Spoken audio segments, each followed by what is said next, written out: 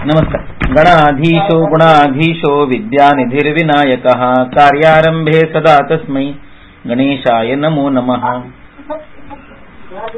खरं ब्रह्मचर्य या विषयावर बोलायचं की अब्रह्मचर्य असा मूळ प्रश्न होता. तर मी आमचे सन्मित्र आदरणीय डॉक्टर शिवानंद बाकरे सरांना असं सुचवलं की व्यवहारतः अब्रह्मचर्य हेच सर्व गृहस्थाश्रमामध्ये चालत असतं. ब्रह्मचर्य हा थोडासा रेअर आणि आध्यात्मिक धार्मिक असा विषय आहे. तर आपण व्यावहारिक आरोग्य संदर्भातला जो विषय आहे तो बोलूया. म्हणून आपण अब्रह्मचर्य असं त्याचं शीर्षक ठेवलेलं आहे. पहिल्यांदा तुम्हा सर्वांचं स्वागत या विषयामध्ये. आपण सगळेजण प्रायः गृहस्थाश्रमामधले असणार आहोत, 40च्या अलीकडचे पलीकडचे. या विषयाबाबतचे फक्त ऐक्यू नव्हे तर आपल्याला अनुभव अशा प्रकारची माहिती असते. तर याच्यातली शास्त्रीय आणि आपल्या मनातल्या अनेक अनुत्तरित प्रश्नांची उत्तरं ह्या दोन गोष्टी आपण यात मिळवण्याचा संक्षेपात प्रयत्न करू. मी नेहमी असं म्हणतो की आदमी उतना कहता है जितना वो कह पाता है, कहने को बहुत ज्यादा है, अन कहा अधिक रह जाता है. तर अन कहा असे या विषयाबाबत पुष्कळ शिल्लक राहणार आहे. मध्ये 1-2 महिन्यापूर्वी मी स्वास्थ्य संवाद या शीर्षकाने माझ्या फेसबुक वॉलवरती 14 भाग या विषयावरती प्रस्तुत केलेले आहेत. परंतु एकाने आक्षेप घेतला की तुम्हाला मार्केटिंग करायला हाच विषय सुचतो का, दुसरा नाही का, असे लोकांचे गैरसमज असतात. मग मी ती मालिका सोडून दिली. त्याच्यापूर्वी अष्टांगहृदय सद्वृत्त असं मी लिहित असे. आमच्या आयुर्वेदातल्या काही चांगल्या श्लोकांचं खूप प्रदीर्घ स्पष्टीकरण, त्याच्या 200 पोस्ट लिहून झाल्या. त्यातल्या 136 ते 150 अशा 14 प्रदीर्घ पोस्ट या विषयाला वाहिलेल्या आहेत. सांगायचा उद्देश असा की आपण ठरवलेल्या तेवढ्या काळात हा विषय सगळा पूर्ण होईल अशी काही परिस्थिती नाहीये. पण आपण मुख्य विषय आणि त्याचे कंगोरे काय असू शकतात याचा एक परिचय करून घेऊ. गरज पडली, उत्सुकता वाटली, इंटरेस्ट राहिला तर आपण त्याच्याविषयी पुन्हा कधीतरी बोलू शकू. तर आपण हे बोलत असताना एक कल्याण मित्र संवाद असं बोलणार आहोत. मी या विषयातला खूप मोठा तज्ज्ञ आहे आणि माझी प्रॅक्टिस त्यालाच वाहिलेली आहे असं नाहीये. अनेक प्रकारचे पेशंट येत असतात, त्यामध्ये या विषयाचा संबंध प्रत्यक्ष येतो, कधी अप्रत्यक्ष येतो, कधी फर्टिलिटीचे इन्फर्टिलिटीचे पेशंट असतात, त्या अनुषंगाने पण हे येतं. पण आपण हे स्वास्थ्य रोग या अर्थी नाही, विकृती या अर्थी नाही, रोजचं स्वास्थ्य रोजचं आपल्याकडनं घेणं हा त्यांचा ज्ञानाचा भाग होता. ज्ञान याचा अर्थ प्रत्येक वेळेला वेद अध्ययन ऋचा असं नव्हतं. कुठलंही ज्ञान, कुठलंही कौशल्य, कुठलंही नैपुण्य, कुठलंही स्किल घेण्याचा काळ म्हणजे ब्रह्मचर्य आश्रम असं ते करत असत. तर त्या काळामध्ये स्त्रीकडे लक्ष देऊ नये म्हणजे डिस्ट्रॅक्शन असू नये, नको त्या गोष्टींकडे तुमचा रिसोर्स, वेळ, एनर्जी, पैसा जाऊ नये, हा ब्रह्मचर्याचा अर्थ होतो. म्हणजे जोपर्यंत तुम्हाला क्षमता येत नाही तोपर्यंत तुम्ही नको त्या गोष्टीमध्ये पडू नका, आणि क्षमता आल्यानंतर मग तिची जबाबदारी घ्या. अशा दोन्ही अन्वयव्यतिरेकाच्या गोष्टी त्याच्यात होतात. एक बौद्धांच्या शिष्यांची गोष्ट सांगतात की बुद्धाचे 2 शिष्य नदी पार करण्यासाठी नदी किनारी उभे होते. तिथे एक स्त्रीला पण नदी पार करायची होती. ती म्हणली मला भाऊ नदीच्या पलीकडे जायचंय.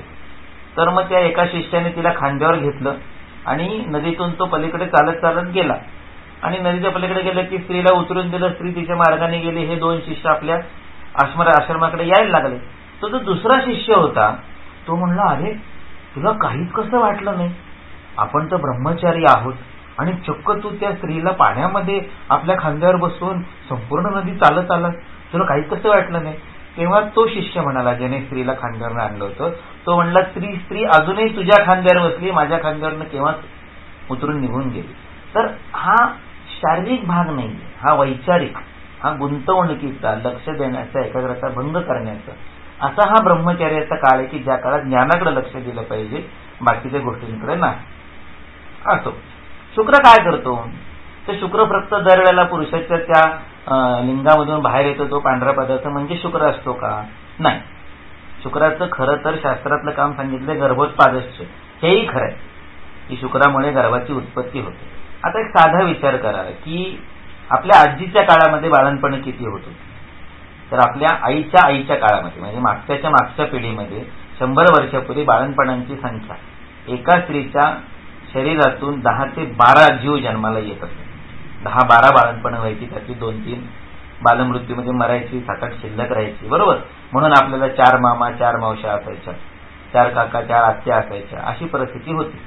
बरोबर. नंतरच्या काळात काय झालं, आपल्या आईवडिलांच्या काळामध्ये 10-12 बाळंतपणं जी होती ती 3 किंवा 4 किंवा 2 वर आली, बरोबर. आता सध्याच्या काळात आपल्या पिढीमध्ये बाळंतपणे किती होतात, 1, क्वचित 2. पुढच्या पिढीमध्ये बाळंतपणे किती होतील, 0. म्हणजे मागच्या 100 वर्षांच्या इतिहासात बाळंतपणांची संख्या 10-12 वरून जर 1-2 वर आली असेल किंवा 0 वर जाणार असेल, तर मग संपूर्ण जीवनभर शुक्र शरीरात काय करतं. जर शुक्र हे धातू आहे, म्हणजे जसं रक्त शरीरात कायमस्वरूपी असतं, हाडं शरीरात कायमस्वरूपी असतात, मांस शरीरात कायमस्वरूपी असतं, तसं मग शुक्र शरीरात जर कायमस्वरूपी असेल आणि आयुष्यात फक्त 10 ते 12 वेळाच जीव निर्माण होणार असेल जास्तीत जास्त, हल्लीच्या काळात तर 1 ते 2 वेळा, तर मग ते शुक्र शरीरात काय करतं. जर ते दरवेळेला बाहेर पडत नसेल तर आणि जीव निर्माण करत नसेल तर ते मला जन्माला घालतं, रोज ते मला नव्याने जन्माला घालतं. मी माझ्या वयाच्या 4व्या-5व्या वर्षी, 10व्या-12व्या वर्षी, 20व्या-25व्या वर्षी, 30व्या-40व्या वर्षी जी पोळी भाजी वरण भात खाल्ली ती माझ्या शरीरात आज शिल्लक आहे का, नाही. ती शिल्लक नसतानाही मी मात्र तोच आहे, माझा हात तोच आहे, माझं नाक तेच आहे, माझ्या हातावर झालेल्या जखमेचं वण तसंच आहे. कालची भाजी पोळी शरीरात निघून गेली म्हणून वण निघून गेला असं होत नाही. 20 वर्षापूर्वीचा, 30 वर्षापूर्वीचा, 40 वर्षापूर्वीचा लहानपणीचा मी आज तोच आहे. भले माझ्या देहाचा थोडाफार आकार बदलला असेल, रंग बदलला असेल, केस काळे पांढरे झाले असतील, पण मी तोच आहे. मी तोच असण्याची आयडेंटिटी टिकवणारा, जसे माझ्या शरीरात हातपाय आहे, जसे माझ्या शरीरात रक्तमांस आहेत, ते तसेच्या तसे नव्याने रोज निर्माण करणारा तो जो डाय आहे, तो जो साचा आहे, ती जी यंत्रणा आहे, ते जे डुप्लिकेटर आहे, ते जे झेरॉक्स यंत्र आहे, ते म्हणजे शुक्र. ते शरीरातल्या प्रत्येक कणाला जसंच्या तसं नव्याने रोज निर्माण करतं, येणाऱ्या नव्या पोळी भाजी वरण भातापासून. म्हणून शुक्राचं काम आहे की जरी माझ्या शरीराच्या बाहेर नवीन जीवाला जन्म नाही दिला तरी माझ्या शरीरात मी मलाच माझ्याच नवीन शरीराला जन्म देत असतो. एकाच या जन्मी जणू फिरुनी नवे जन्मी. आपल्याला असं वाटतं की स्त्रीला जर महिन्याला पाळी येते म्हणजे ते स्त्रीचं शुक्र आहे, ज्याला आर्तव म्हणतात, रज म्हणतात, मेन्सेस म्हणतात, ब्लिडिंग म्हणतात, पाळी म्हणतात, पिरियड म्हणतात, किंवा मैथुनाच्या वेळेला पुरुषाच्या शरीरातनं जो पांढरा द्रव बाहेर येतो त्याला शुक्र म्हणतात. असं नाहीये. ते बाहेर पडतं त्या पुरुषाच्या शरीरात सुद्धा 2 भाग आहेत. तर मायक्रोस्कोप खाली बघितलं तर त्याच्यामध्ये कोट्यवधी स्पर्म असतात आणि त्याच्या बरोबरीने त्या स्पर्मला जिवंत राहण्यासाठी, हालचाल करण्यासाठी, फ्लोट करण्यासाठी 2 प्रकारचे लिक्विड तयार असतात. त्याला मी बीज माध्यम असं म्हणतो. असा शब्द ना आयुर्वेदाच्या संहितेत आहे ना सीड मीडियम असा मॉडर्न मेडिसिन मध्ये. तर तुमच्या माझ्या समजुतीसाठी मी सांगतो. जसं आपण फळ कापलं पपईचं, तर पपईच्या मधल्या भागामध्ये शेकडो बिया असतात आणि चारी बाजूनी गर असतो. आंबा कापला, आंब्याच्या मध्ये एकच कोय असते, चारी बाजूनी रस असतो, वरती एक स्किन असते.